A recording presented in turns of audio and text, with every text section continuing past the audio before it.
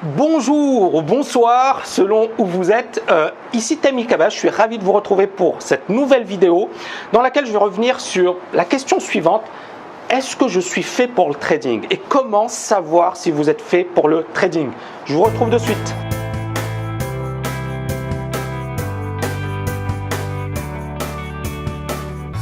Alors, pour répondre à cette question, j'ai tout d'abord envie de vous dire, on ne sait pas et on ne pourra jamais savoir à l'avance si on est fait pour un métier. C'est impossible. C'est comme si effectivement quelqu'un va vous poser la question: est-ce que je suis fait pour l'athlétisme? Est-ce que je suis fait pour devenir pompier? Est-ce que je suis fait pour devenir, comment dirais-je, architecte?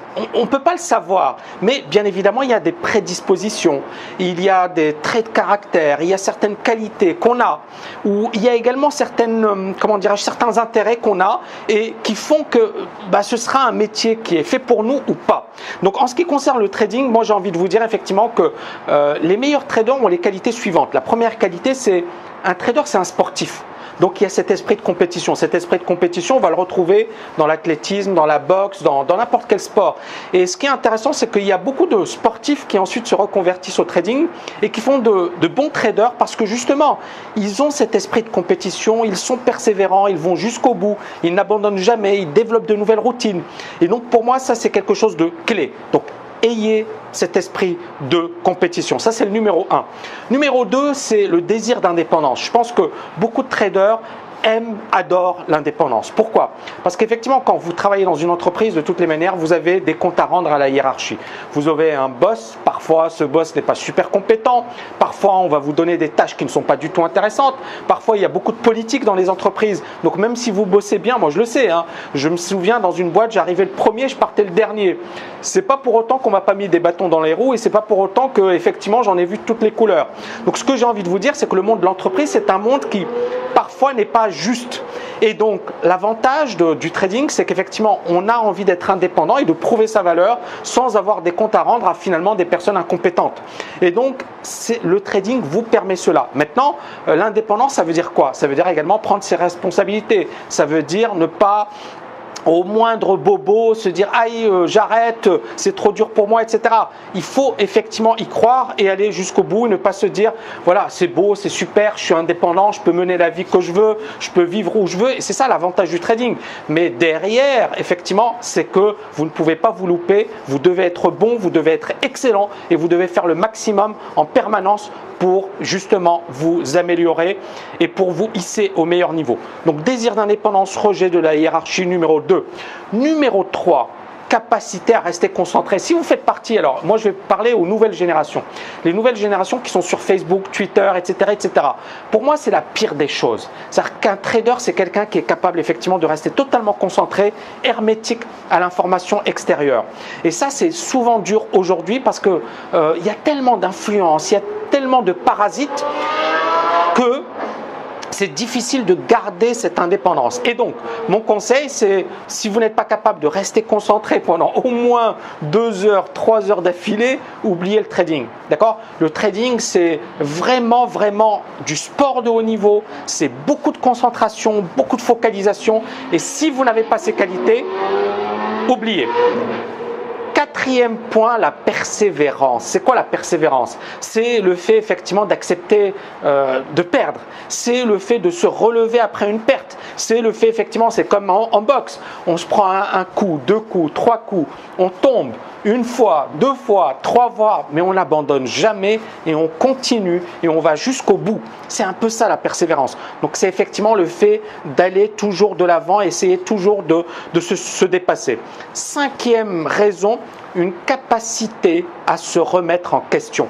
Alors là, c'est justement, beaucoup de personnes disent oui, mais le trader, c'est quelqu'un qui doit rester rigide. Non, il y a des règles, il faut avoir une discipline, il faut respecter les règles de son plan de trading. Mais il faut également, si par exemple, au bout de 3 mois, 4 mois, 5 mois, à faire la même chose, vos résultats ne sont toujours pas bons, posez-vous les bonnes questions. Est-ce que c'est vous? Est-ce que vous n'êtes pas sur le bon marché? Est-ce que le style de trading ne vous convient pas? Etc. etc. Je vais vous raconter une petite histoire. J'ai une étudiante qui était moyenne sur les devises. Donc effectivement, elle galérait, elle n'arrivait pas à être régulière. Mais elle n'a jamais, jamais, jamais arrêté de se battre. Hyper persévérante, elle s'est battue du début à la fin. Et puis effectivement, on a introduit le marché US, et sur le marché US, elle est devenue excellente. Alors, et on a vu qu'en changeant de marché, elle était beaucoup plus concentrée, elle avait beaucoup plus confiance en elle, elle prenait de très très beaux trades. Et donc vous voyez qu'encore une fois, peut-être parfois c'est changer de marché, changer de style, bien évidemment essayer de regarder ses erreurs, où est-ce que je fais des erreurs, comment je peux les améliorer, etc. etc. Tout ça c'est super important. Autre point, et moi j'ai envie de vous dire, ne faites pas du trading pendant 10 ans en faisant du surplace. C'est-à-dire que pour moi, il n'y a rien de pire que de faire de la bourse ou du trading pendant une période longue sans résultat. Et il y a beaucoup malheureusement de personnes, mais ça c'est encore une fois, on le retrouve dans n'importe quel domaine. C'est les personnes qui jouent au PMU toute leur vie, n'ont jamais rien gagné, ils ont perdu je ne sais combien d'argent et effectivement ils n'ont pas compris que c'était impossible effectivement de gagner. Quand vous vous mettez au trading, dites-vous qu'il faut le faire de manière pro. Et je vais ici revenir rapidement sur l'histoire de Martin Schwartz. Martin Schwartz, j'en ai déjà parlé dans d'autres vidéos, c'est ce trader qui était un parfait loser, il était analyste financier mais il faisait que perdre en trading, il n'avait pas épargné d'argent bref, c'était un échec. C'est ce qu'il disait, hein. Il disait qu'il était un échec. Et puis il s'est dit voilà, moi je suis passionné par le trading, je veux devenir trader, je vais tout faire pour réussir en trading. Sa femme lui dit ok, tu aimes le trading, tu es passionné par ce métier, donne-toi 1 an, fais le maximum.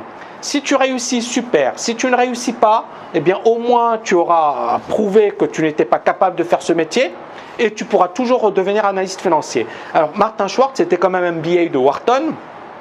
Il avait suivi de très bonnes études, il a été analyste financier et donc encore une fois il avait une possibilité pour lui, c'est-à-dire qu'il n'y avait pas beaucoup de risques. Le risque c'était 1 année, mais 1 année à fond. Et pour moi effectivement c'est ça, c'est vraiment mettez-vous dans ces conditions, c'est-à-dire on ne peut pas savoir à l'avance si vous êtes fait ou pas pour le trading, mais si vous ne tentez pas, vous ne le saurez jamais. Et puis surtout, ne le faites pas pendant 10 ans. C'est-à-dire, donnez-vous une date limite, 6 mois, 1 an. Je teste, je vois si c'est fait pour moi, si ça m'intéresse, si ça me plaît. Et si au bout d'1 an, les résultats sont là, excellent. Si les résultats ne sont pas là, soit effectivement il faut encore un peu de boulot, soit vous n'êtes pas fait pour ce métier. Donc posez-vous les bonnes questions. Et enfin, j'ai juste envie de dire 2-3 choses par rapport au côté financier. Il y a beaucoup de personnes qui disent oui mais trader, est-ce que je peux le devenir pour moi-même? Oui, mais il faut le faire de manière professionnelle. Ça veut dire quoi? Ça veut dire effectivement avoir un minimum, moi je pense, de 50 000 euros de capital, ça c'est important.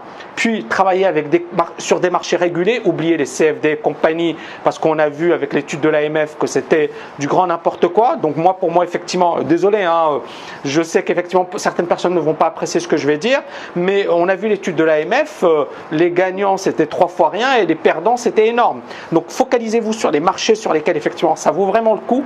Et puis bien évidemment, formez-vous sérieusement, travaillez sérieusement et donnez-vous les moyens de réussir. Voilà, j'espère que vous avez aimé cette vidéo. N'oubliez pas de la liker. Je vous dis à bientôt.